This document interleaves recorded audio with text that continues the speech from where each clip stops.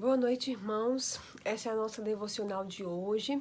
Hoje nós estamos mais uma vez então reunidos para louvar e engrandecer o nome do Senhor, para colocar as nossas vidas, os nossos pedidos, também meditar na palavra de Deus. Nesse instante eu quero pedir aos irmãos que me acompanhem na leitura do livro de Jó. No capítulo 27, nós vamos ler os versículos de 1 a 6. Jó 27, de 1 a 6. Diz assim a palavra do Senhor. Ademais, Jó continuou sua parábola e disse: Como vive Deus que levou embora o meu julgamento e o Todo-Poderoso que aborreceu a minha alma? Todo o tempo em que meu fôlego estiver em mim e o Espírito de Deus estiver nas minhas narinas, meus lábios não falarão maldade, nem a minha língua proferirá engano. Longe de mim que vos dê razão, até que eu morra, não removerei minha integridade de mim. À minha justiça me agarro e não alargarei. Meu coração não me reprovará enquanto eu viver. Amém? Irmãos, aqui nós encontramos Jó discutindo com seus amigos no meio de um momento extremamente turbulento. Todos nós conhecemos a história de Jó e sabemos que o diabo então pediu a Deus para provar a fidelidade de Jó e tirou dele então tudo que ele tinha, os seus bens materiais, os seus filhos e a sua saúde. E então, nesse momento, Jó está completamente desiludido, completamente perdido, sofrendo muito por tudo que tinha acontecido. E seus amigos, então, começam a debater com ele sobre o porquê dele estar passando por isso tudo.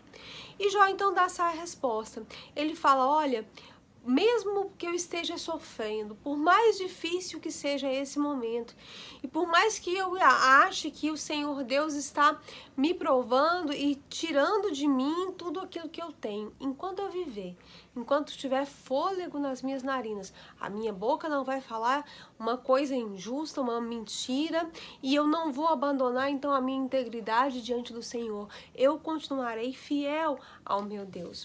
E aí nós vimos, irmãos, que Jó teve uma experiência muito grande com Deus nesse momento e uma experiência de sofrimento, né? Ele não recebeu de Deus um milagre, não nesse momento, ele não recebe de Deus um presente, mas ele recebe de Deus, né, através da permissão de Deus, sofrimento. Mas o sofrimento, ele nos ajuda então a esclarecer as nossas prioridades e a nos concentrar nos objetivos certos. Quanto maior a dor que nós sentimos, o problema que nós atravessamos, tanto mais clara a visão que nós temos do que realmente importa, de quem realmente Deus é. Quanto mais nós sofremos, tanto melhor nós substituímos o conhecimento pela sabedoria e nós determinamos então o que realmente importa. Em meio àquele sofrimento, Jó compreendeu que o foco da vida dele deveria ser horizontal, não deveria ser horizontal, deveria ser vertical, que não lhe restava outra esperança e segurança além de Deus. Aquele momento todo de sofrimento foi usado por Jó, serviu para que Jó tivesse então uma experiência verdadeira com Deus. E é sobre isso que nós vamos então meditar nessa noite. Nós vimos em todo esse capítulo 27, na fala de Jó, que ele descobriu que o mais importante era Deus, era o Todo-Poderoso, era o Senhor. E ele então refez o seu compromisso com Deus, adquirindo novas prioridades e pontuando na sua vida aquilo que era realmente importante. É sobre isso que eu quero meditar com os irmãos nessa noite. Antes da gente começar, quero só contar uma história interessante que eu ouvi sobre o pregador Spurgeon, né? Charles Spurgeon, que foi um grande pregador, um teólogo que escreveu vários livros, vários comentários sobre a palavra de Deus. Tem uma importância para a igreja. Tem uma história que conta que Spurgeon, em um determinado momento da sua vida, ficou bastante desanimado, porque ele era muito perseguido e afrontado pela maneira como ele pensava, e por ser cristão, e pelas coisas que ele então pregava. E ele então ficou extremamente desanimado, desapontado com tudo que estava acontecendo, começou a sofrer. E a esposa dele então percebeu que ele estava num momento difícil, ficando deprimido. Então a história conta que ela pegou um papel, escreveu lá o texto, né, de Mateus 5, versículos 11 e 12, que diz: bem-aventurados aqueles que são por minha causa perseguidos e injuriados, né, porque assim foram os profetas que foram antes, que vieram antes de vocês devem se alegrar por isso, está lá em Mateus 5, 11 e 12, né, que nós devemos nos alegrar por ser perseguidos, injuriados pelo nome de Jesus. E ela então escreveu esse texto e pregou então no teto, em cima da cama onde ele dormia. Então todos os dias, quando ele ia se deitar, ele olhava para cima e ele então estabelecia aquela conexão vertical lendo aquele versículo, né? Olhando para cima, era como se ele então escutasse Deus dizendo para ele: olha, você tem que ser alegre pelas perseguições que você sofre. E quando ele levantava novamente, ele então se deparava com aquele versículo, e aquilo fez uma grande diferença na vida dele. O nosso foco, irmãos, deve ser vertical, nunca horizontal. Nós não devemos viver a nossa vida baseada nas coisas que estão ao nosso redor, mas nós devemos manter o nosso olhar naquilo que Deus tem para nós, nas promessas de Deus. E Jó, então, conseguiu definir novas prioridades. A primeira prioridade que Jó definiu na sua vida é que ele devia, então, pensar os pensamentos de Deus. E isso está lá na Bíblia em diversos versículos. Tanto lá no texto de Isaías, que diz que os pensamentos de Deus são muito melhores do que o nosso, mas também a Bíblia nos diz em diversos textos que nós devemos então aprender a pensar como Deus pensa, a viver da maneira como o Senhor espera que nós vivamos. Lá no Salmo 119, versículos 11 e 12, o salmista diz: olha, eu guardei a tua palavra no meu coração para eu não pecar contra o Senhor. Eu quero que essa palavra fique em mim para que eu possa aprender a pensar da maneira como o Senhor pensa. Lá nos Colossenses 3, versículos de 1 a 3, a Bíblia nos diz: olha, pensai nas coisas que são do alto, aonde Cristo está assentado à destra de Deus, porque a vida de vocês está lá com Cristo. Não fiquem pensando nas coisas daqui. A Romanos 12, 1 e 2 diz que nós devemos transformar o nosso pensamento, renovar o nosso entendimento de acordo com aquilo que é a perfeita vontade de Deus. Em Efésios 5, 17, a Bíblia nos diz que nós devemos ser sábios e não insensatos e compreender qual é a vontade do Senhor. Não pensar por nós mesmos, mas pensar de acordo com a vontade do Senhor. E lá em Jó 42, 5, Jó chega à seguinte conclusão: olha, Senhor, eu te conhecia antes disso tudo só de ouvir falar, mas agora os meus olhos te veem. Então nós devemos começar a pensar os pensamentos de Deus. O sofrimento deve nos ensinar, os momentos difíceis devem nos ensinar que nós só vamos ter paz, tranquilidade, sossego quando nós pensamos os pensamentos de Deus, quando nós gastamos o nosso tempo aprendendo a maneira como Deus pensa e aquilo que Ele quer de nós. A segunda coisa que Jó aprendeu e estabeleceu como prioridade na sua vida é que ele devia andar com integridade, porque essa é a única maneira de viver. E ele então nesse texto ele fala: eu só vou falar a verdade, eu não vou abrir mão da minha justiça e nem da integridade. E aí mais na frente ele descreve como vai ser a ruína então dos perversos, daqueles homens que não se preocupam em viver de maneira íntegra diante de Deus.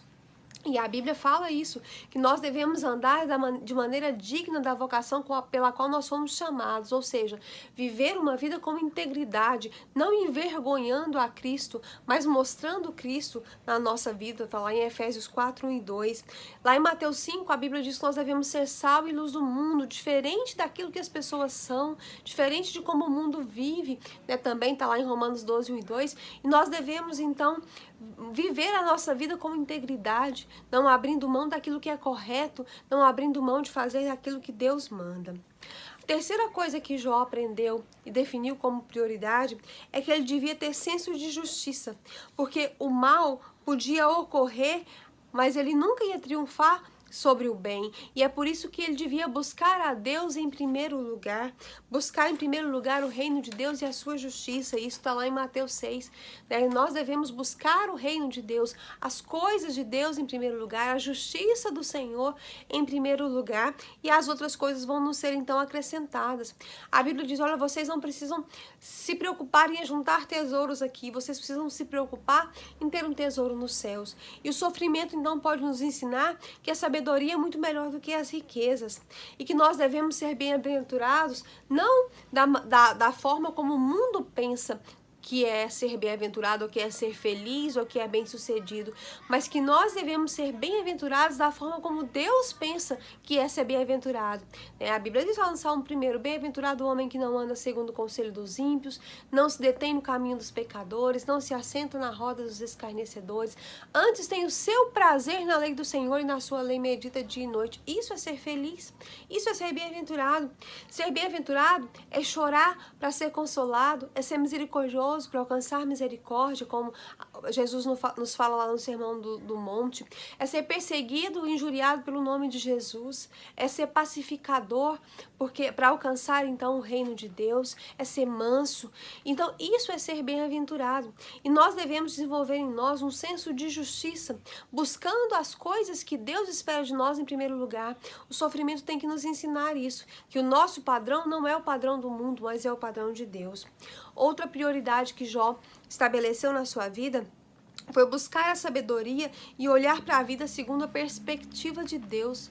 Irmãos, muitas vezes quando nós sofremos, nós nos desesperamos, nós questionamos a Deus e nós dizemos, Senhor, por que comigo? Por que isso está acontecendo comigo? Por que é desse jeito? Mas a Bíblia é muito clara quanto à perspectiva de Deus para a nossa vida aqui, para a vida dos homens. A Bíblia diz, olha, que é a vossa vida? É uma erva que hoje está viva e amanhã acaba. É uma nuvem que vai embora. Vocês não sabem o dia de amanhã. Vocês não têm poder sobre isso. A Bíblia fala, olha, lá no Salmo 39:4, o salmista diz, mostra-me, Senhor, o fim da minha vida e o número dos meus dias, para que eu saiba quão frágil eu sou. Né? O salmista diz, Senhor, me ensina a olhar para a vida com a sua perspectiva, a olhar para a vida sabendo que a vida verdadeira não é aqui.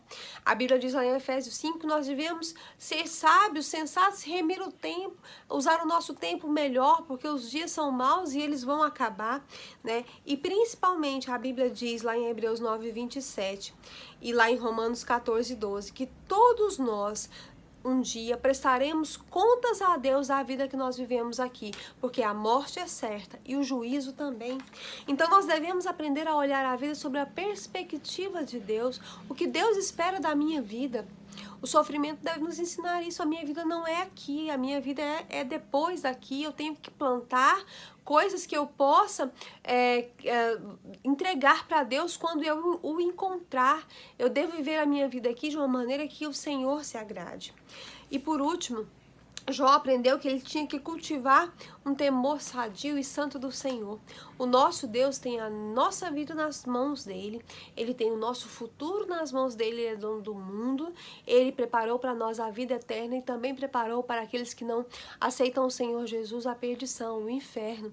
Então ele é que está no controle de todas as coisas, nós precisamos temer o nosso Deus. Lá no Salmo 6, versículo 2 diz assim, sirvam ao Senhor com temor e alegrem-se nele com tremor. Lá em Salmo 111:10, em Provérbios 9:10 diz, o temor do Senhor é o princípio da sabedoria. A gente só vive bem, feliz, de uma maneira sábia e proveitosa quando nós tememos ao Senhor. A Bíblia diz lá em Deuteronômio 8:6, obedeçam aos mandamentos do Senhor, o seu Deus, e andem nos seus caminhos, e dele tendo temor. Então nós devemos temer ao Senhor, devemos compreender o quanto o nosso Deus é soberano sobre a nossa vida, sobre as nossas expectativas, sobre aquilo que nos acontece, e devemos então respeitá-lo, servi-lo com temor.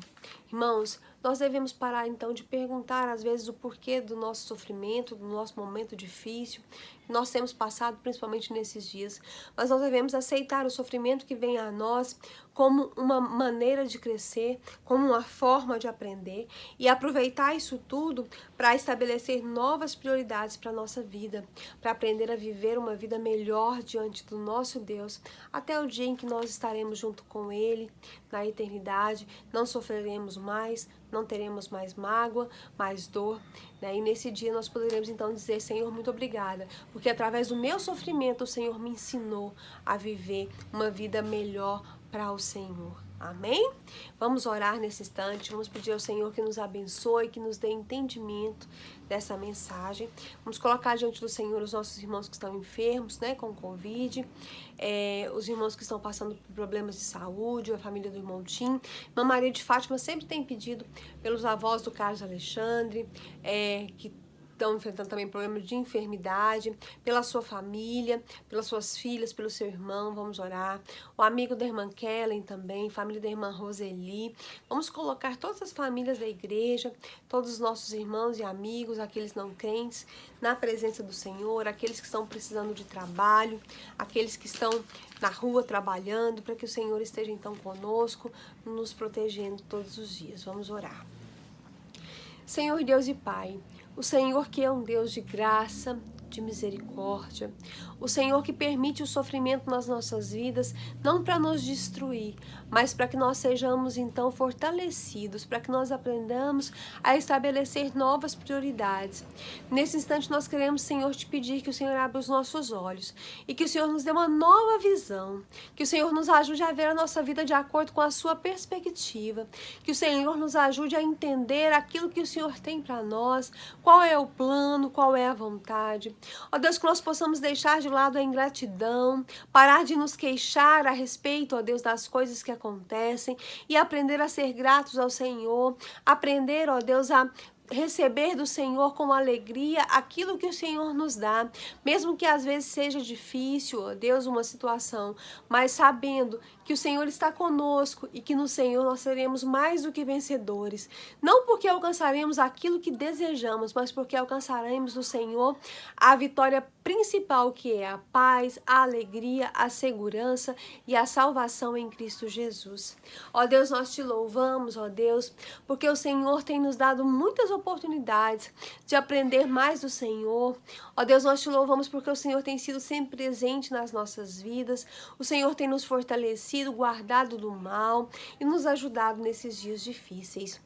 Nesse instante, nós clamamos pela tua misericórdia. O Senhor olha para nós e sabe que nós somos pó. Então tem misericórdia das nossas vidas, porque nós não temos a quem recorrer a não ser ao Senhor. Então, ó Deus, tem misericórdia de cada pessoa que está enferma nessa noite. Ó Deus, aquelas pessoas que estão passando por essa enfermidade do Covid, que o Senhor tenha misericórdia, com a tua santa mão de poder, coloque sobre a vida dessas pessoas. Ó Deus, tenha misericórdia daquelas famílias que estão enlutadas. Tenha misericórdia daquelas famílias que estão precisando de trabalho. Ó Deus, um momento delicado para muita gente, situação financeira, emprego. Mas o Senhor é o dono dessas coisas também. Ó Deus, o Senhor pode providenciar livramento para cada um de nós naquilo que nós mais precisamos. Senhor Deus, também queremos te pedir que o Senhor esteja abençoando a nossa igreja, nos sustenta materialmente, nos sustenta espiritualmente. Ó Deus, nos dá condições de passar por esse momento e continuar marchando, seguindo firmes, levando o nome de Jesus para outras pessoas. Senhor, nós também queremos te pedir, ó Deus, em nome de Jesus, pelos nossos amigos, nossos familiares que ainda não te conhecem. Ó Deus, eles carecem da tua graça. Ó Deus, nós carecemos de vê-los rendidos aos pés do Senhor. Então tenha misericórdia de cada irmão que coloca diante do Senhor continuamente, dia e noite, os seus familiares. Ó Deus, que o Senhor possa estar realizando uma obra de salvação na vida deles. Abençoa a irmã Maria de Fátima, que tem pedido tão incessantemente pela sua família.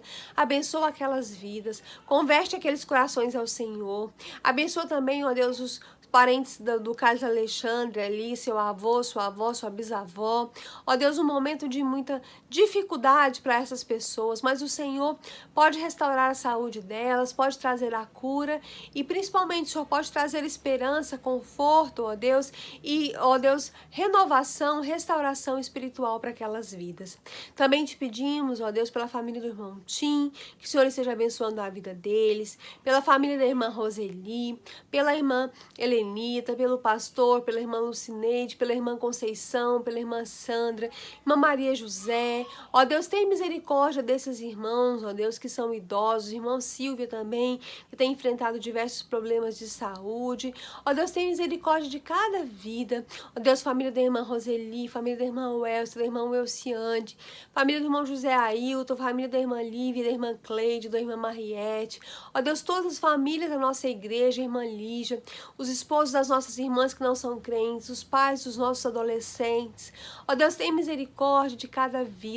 A família da Vanessa. Ó Deus, todos os nossos irmãos tão importantes para nós, família da irmã Áurea, ó Deus, que tem as suas dificuldades no dia a dia, que clamam pelo seu socorro, que precisam do Senhor. Ó Deus, tem misericórdia de cada uma dessas famílias. A irmã Marli com a sua família, ó Deus, abençoa. Abençoa o irmão Rodrigo, o irmão Levi. Ó Deus, que o Senhor esteja abençoando a vida de cada família da igreja, que o Senhor esteja fortalecendo, segurando nas mãos os nossos irmãos e nos ajudando a caminhar com Senhor. Ó Deus, perdoa os nossos pecados. Ó Deus, que aquilo que há em nós que não te agrada, que o Senhor possa tirar.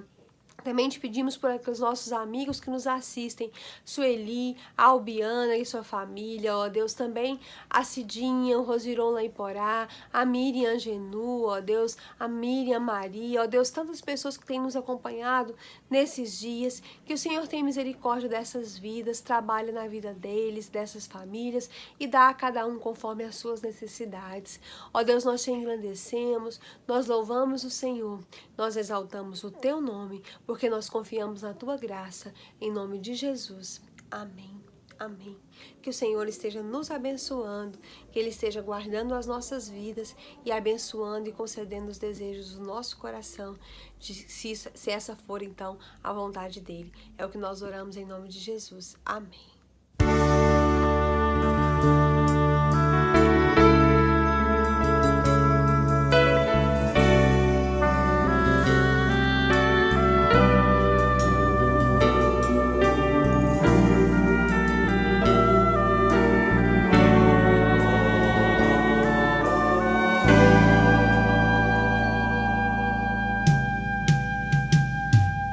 Senhor Jesus, eu não entendo espinho, mas se a cruz é o fim deste caminho, dá-me mais graça. Não sou maior que meu Senhor, apenas servo sou, apenas servo e nada mais. Se as pontas aguçadas da coroa te feriram, ó cabeça, eu que sou corpo, parte do teu corpo, não devo reclamar. Dá-me mais graça, Senhor, dá-me mais graça. Passa os teus dedos nos meus olhos, vem me consolar.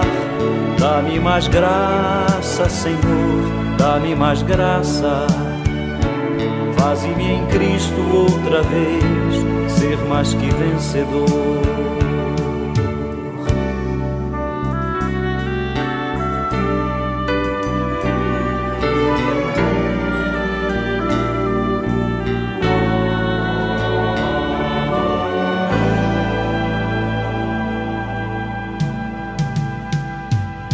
Senhor Jesus, ainda não entendo espinho, mas se o mesmo faz parte da tua cruz, eu o aceito. Não sou maior que meu Senhor, apenas servo sou, apenas servo e nada mais. Senhor, se estou por ti sendo provado, eu quero aprovado ser agora. Sei o que tens a dizer e creio nisto também, basta-me a graça. Dá-me mais graça, Senhor, dá-me mais graça. Passa os teus dedos nos meus olhos, vem me consolar. Dá-me mais graça, Senhor, dá-me mais graça. Faze-me em Cristo outra vez. Faze-me em Cristo outra vez. Faze-me em Cristo outra vez, ser mais que vencedor. O vencer.